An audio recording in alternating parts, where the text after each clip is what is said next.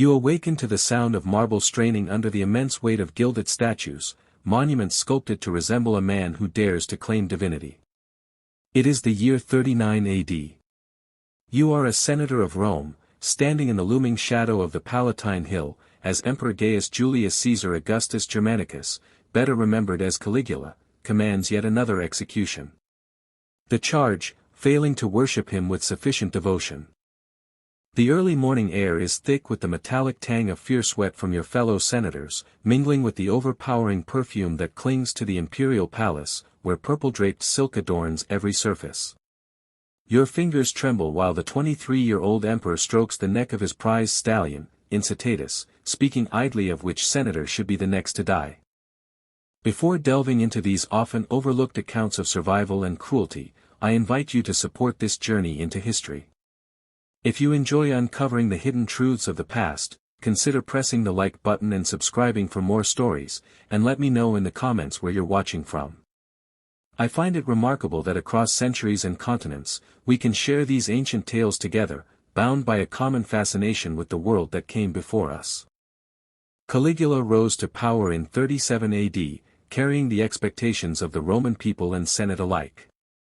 Born in 12 AD to the celebrated general Germanicus and Agrippina the Elder, his early life unfolded on the Germanic frontier.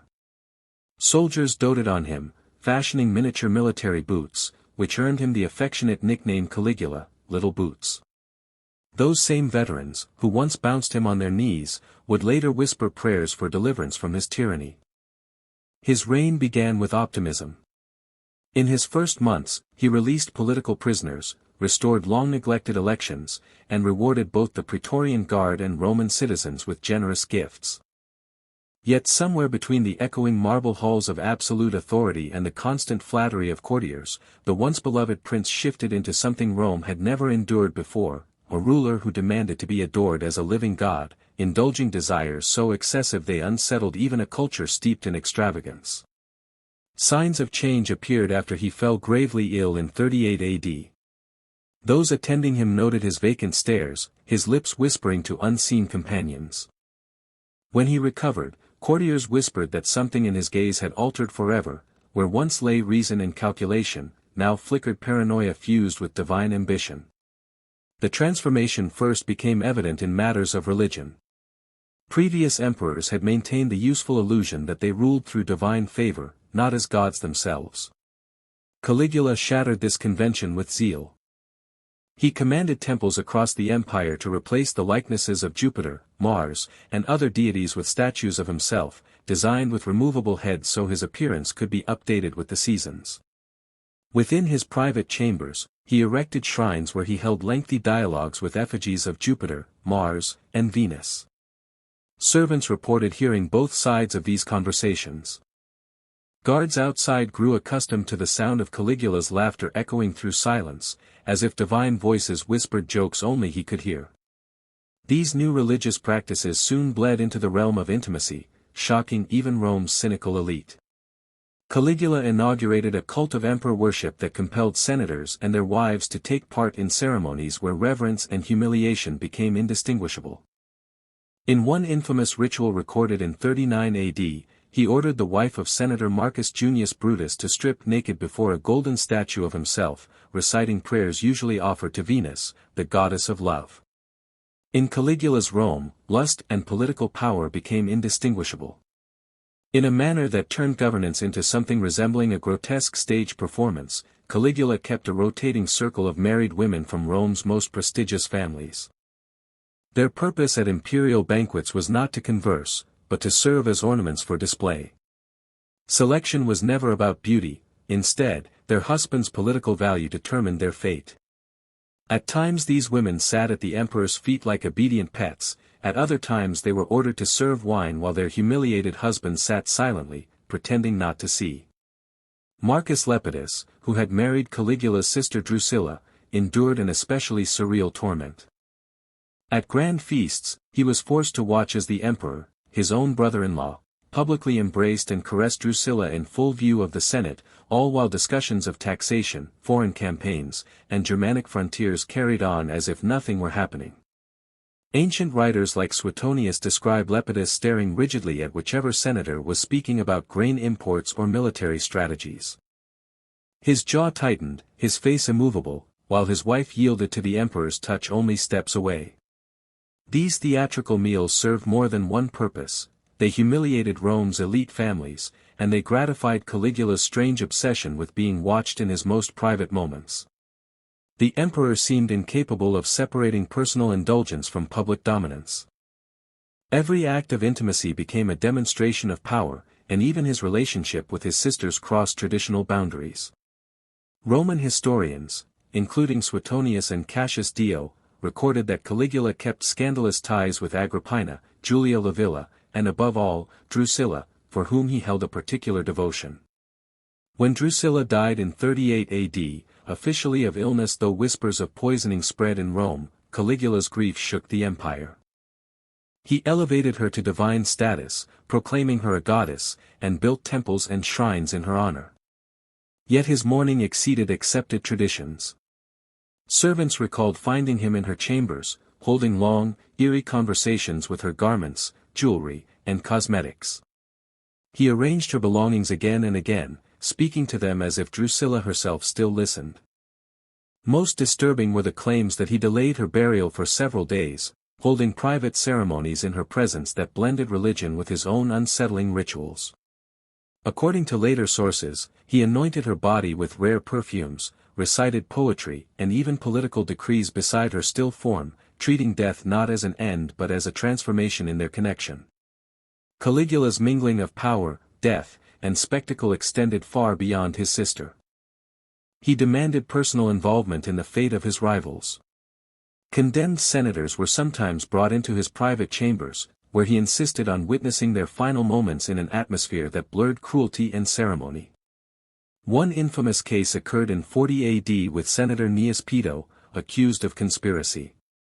Rather than the traditional senatorial punishment of dignified suicide, Caligula had him taken to the imperial bathhouse.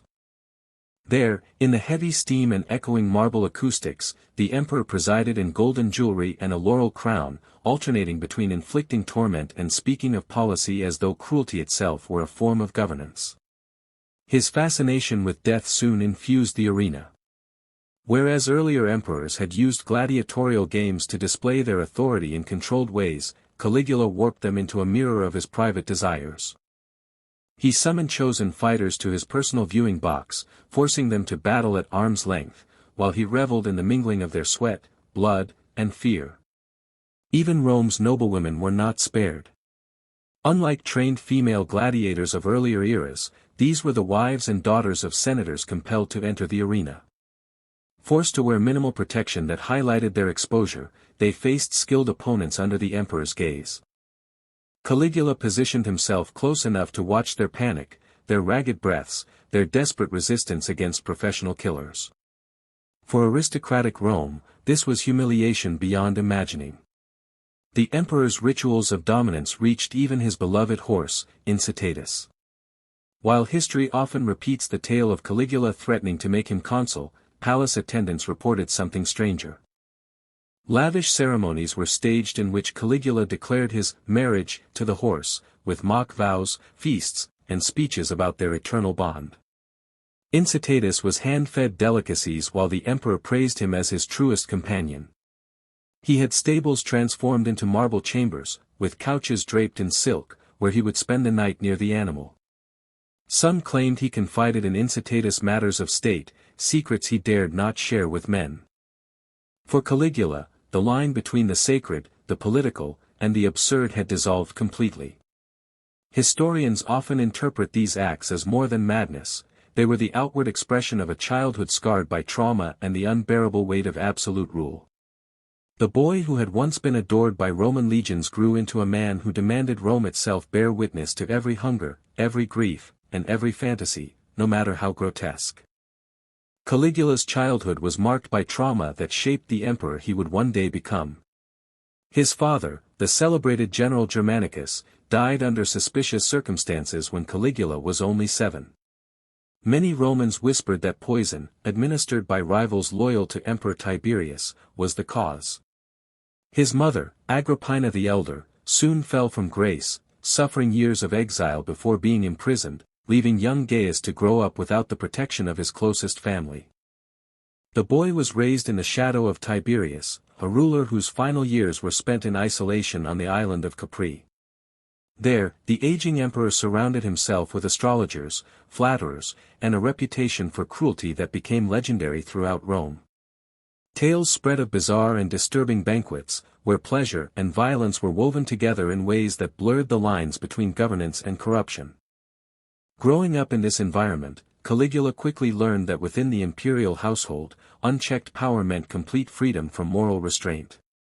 Servants from Capri recalled seeing the young Gaius rehearse speeches of command while enslaved attendants were subjected to staged punishments for his amusement.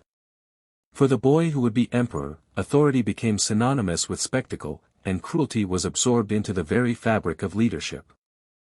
By the time Caligula assumed power at 24, he not only inherited Rome's immense bureaucracy but also a court that had grown accustomed to confusing dominance with strength. Where earlier emperors had masked such practices behind ceremony, Caligula elevated them into a centerpiece of his reign.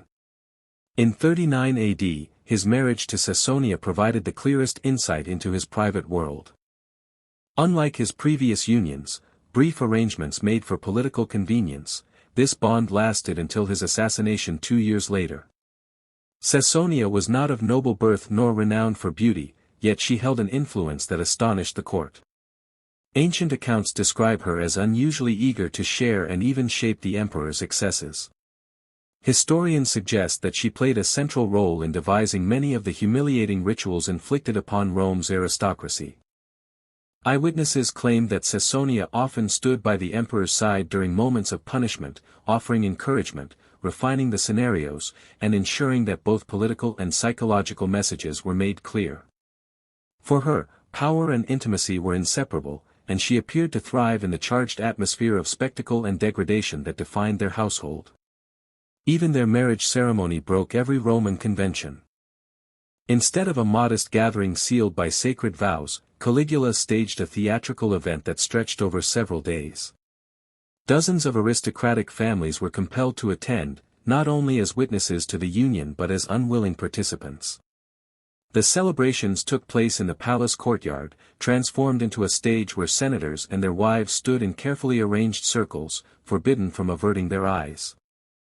The ceremony symbolized the emperor's desire to merge private passion with public humiliation, and Caesonia embraced this role with enthusiasm.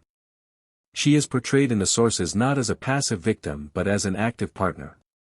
Accounts describe her suggesting new individuals for the emperor's attention, selecting the wives of senators who had shown insufficient loyalty, or men whose fortunes could be drained through intimidation and scandal. Together, they extended their power through carefully orchestrated rituals that merged politics with personal indulgence. Their daughter, Julia Drusilla, born later in 39 AD, became entwined in the emperor's vision of divine family. Caligula proclaimed the child sacred from birth, declaring her a goddess in miniature. Ceremonies were held in which the infant was presented as a symbol of the emperor's eternal dynasty. He would lift her before the gathered court, speaking of her future as his companion among the gods, blending traditional Roman prayers with new, unsettling rituals of his own design. In the nursery itself, attendants reported seeing elaborate shrines decorated with offerings of incense, silver figurines, and sacred texts.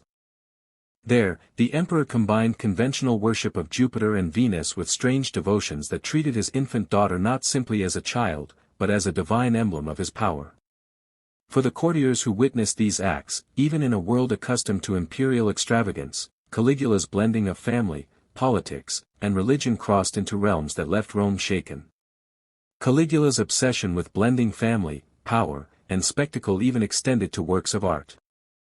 He ordered sculptors to create statues of himself and his infant daughter Julia Drusilla in poses so unsettling that even the artisans, accustomed to the eccentricities of Rome's elite, were left shocked.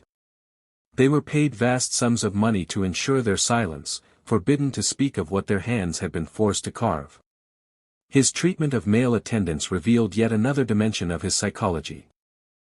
With women, his rituals were designed to humiliate and display dominance. With certain men, however, he sought something different, companionship, confession, and at times reassurance.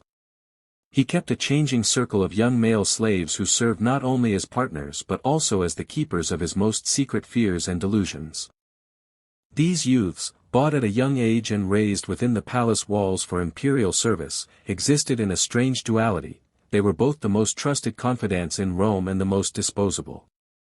They were privy to state matters and private anxieties, yet their lives could be ended instantly if Caligula suspected betrayal, or even if they simply witnessed too much of his vulnerability. One of these attendants, a teenager named Marcus, served the emperor for nearly 2 years before being executed in 40 AD. Testimonies preserved by servants describe how Marcus revealed the emperor's most intimate fears, his obsession with assassination plots, his conviction that he spoke directly with the gods, and his belief that physical conquest represented the truest form of political power. According to these accounts, Caligula required Marcus to dress as various Roman deities during elaborate nocturnal ceremonies. The emperor would then deliver long speeches about his divine responsibilities, weaving together philosophical reflections with unsettling displays of intimacy. These rituals often lasted through the night, as Caligula shifted between moments of indulgence and rambling meditations on the nature of mortality, divinity, and power. His dread of death expressed itself in protective rites that combined physical acts with layers of symbolism. He often demanded multiple witnesses during such moments, apparently believing that their presence served as a shield against assassination. Dozens of oil lamps would burn in the chamber, their flickering light casting elongated shadows across the marble walls while guards stood armed outside, amplifying the atmosphere of paranoid grandeur. The Praetorian Guard, Rome's elite protectors, were also drawn into this strange web.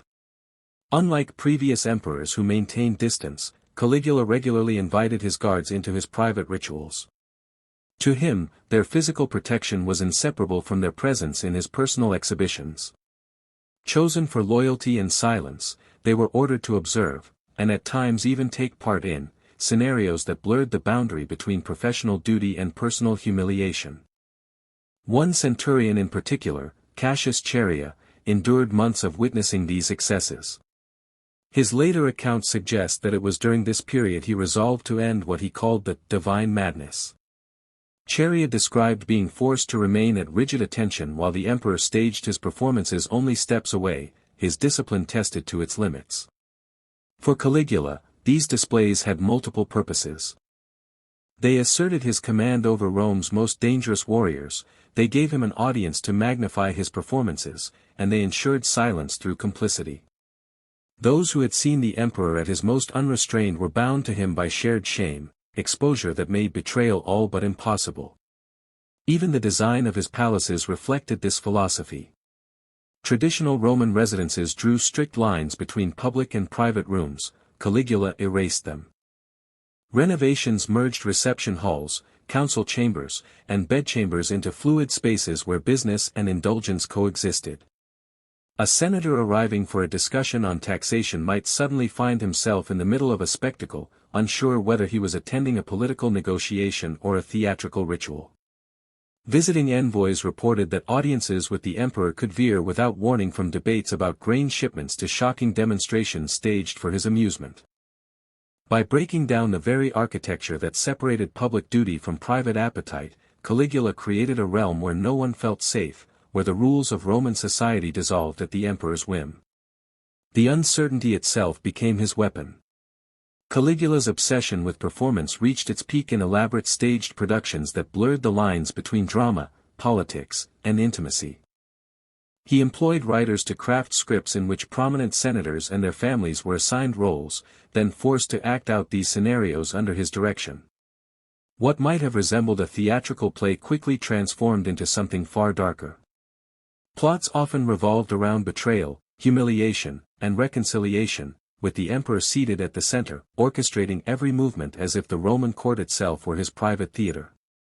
One notorious performance involved Senator Lucius Vitellius and his wife Plotia. According to historical accounts, the couple were required to recite dialogues written by palace scribes, portraying marital betrayal while slowly disrobing. Caligula, seated at the heart of the spectacle, directed their every move, offering running commentary on their words, their gestures, and even their level of sincerity. To him, it was not merely a show but an experiment in absolute control. These productions revealed a sharp, if disturbing, understanding of human psychology. Caligula seemed to know that compelling people to feign enthusiasm for their own debasement left wounds deeper than mere physical coercion. By scripting their words and forcing them to smile through humiliation, he turned once proud Romans into actors complicit in their own degradation. Religion, too, became part of this theater.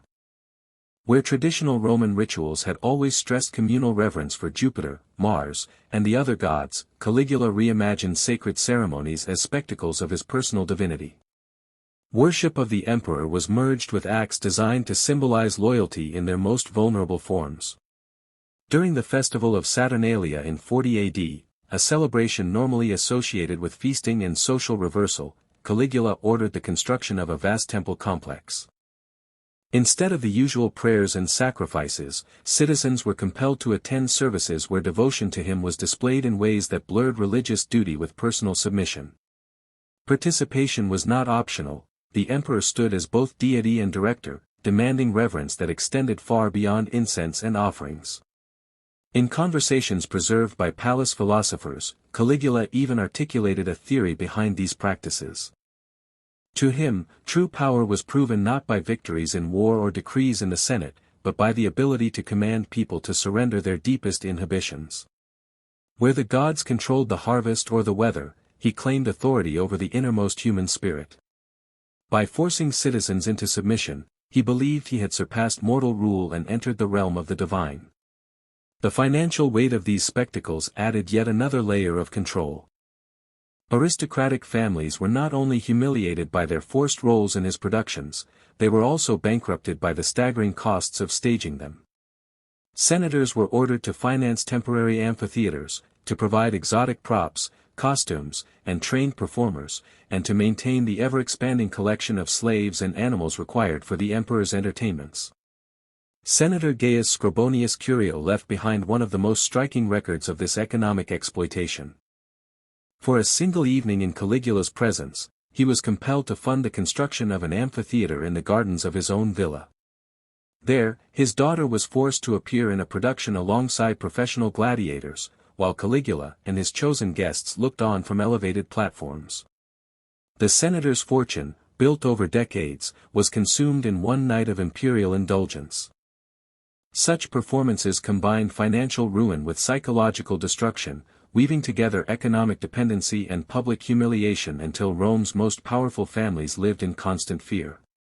By all accounts, Caligula displayed no sense of shame, no hesitation, and no awareness of moral limits. Modern scholars, looking back on this chapter of his reign, often suggest that his behavior reflects traits consistent with extreme narcissism, compounded by possible neurological or mental conditions. To the Romans who lived under him, however, such explanations mattered little. All that they experienced was the unrelenting theater of power, in which their lives, fortunes, and dignity became nothing more than props in the emperor's endless performance. Ancient writers noted that Caligula suffered seizures and experienced both auditory and visual hallucinations, symptoms suggesting possible neurological illness. These conditions may have shaped some of his instability. Yet the deliberate nature of his rituals, the precision with which he applied psychological pressure, and his relentless creativity in devising new methods of control reveal that illness alone cannot explain his reign. He understood consequence and reaction, repeated patterns across many settings, and consistently designed humiliations with political purpose. His excesses, though extreme, were not random. They followed a logic of power, meant to strip others of dignity while affirming his own authority. It was the Praetorian Guard, tasked with both protecting the emperor and silently enduring his most private spectacles, who eventually reached breaking point. Their commander, Cassius Chaerea, later explained that the decision to strike arose less from politics than from the unbearable weight of serving a ruler whose private behaviors had become intolerable to witness. The final ambush was carefully chosen. In January of 41 AD, Caligula moved through a dim underground passage that connected the palace to a theater. There, in the echoing stone corridor, the conspirators struck. Deprived of his audience, separated from the witnesses he believed ensured his safety, the emperor was overwhelmed. The very guards who had stood immobile through countless rituals turned their blades on him, ending his rule in silence. Afterwards, the conspirators made a grim decision. Caesonia, his wife, and their infant daughter Julia Drusilla were executed as well, an act that reflected the belief that the corruption surrounding Caligula's household had to be erased entirely, not merely cut back. To many Romans, the emperor's private excesses were not just personal failings but a threat to the moral fabric of society itself. Caligula's legacy endures as more than the story of one disturbed ruler. His reign remains perhaps the clearest example in recorded history of how unchecked power can transform intimacy into domination, turning personal relationships into arenas of control. The emperor demonstrated, with devastating clarity, that when law and restraint vanish, the most private aspects of human life can be weaponized into instruments of cruelty. Historians continue to debate the reliability of ancient sources. Some argue that enemies may have exaggerated his worst actions to tarnish his memory. Yet the overlap of details across independent accounts, and the sheer volume of testimonies, suggest that the broad outlines of his behavior are accurate, even if certain scenes were embroidered for dramatic effect. What is undeniable is the pattern: absolute authority, isolation from accountability, and indulgence without limit produced the same outcomes in every age. From imperial palaces to corporate boardrooms, from military camps to political courts, whenever oversight disappears, exploitation often follows. Caligula's Rome is not merely a chapter of ancient history, it is a mirror held up to human nature. Today, as dawn light spills over the Palatine Hill, visitors wander marble corridors where echoes once carried cries of fear and whispers of devotion. Few realize that these walls, now admired as ruins of empire, once enclosed theaters of humiliation staged by a man who demanded worship as a god. Caligula died stabbed in the shadows of his own palace, abandoned by the witnesses he craved. Yet his story lingers as a warning: wherever absolute power takes root, human dignity is the first sacrifice, and desire without boundary becomes its own form of tyranny.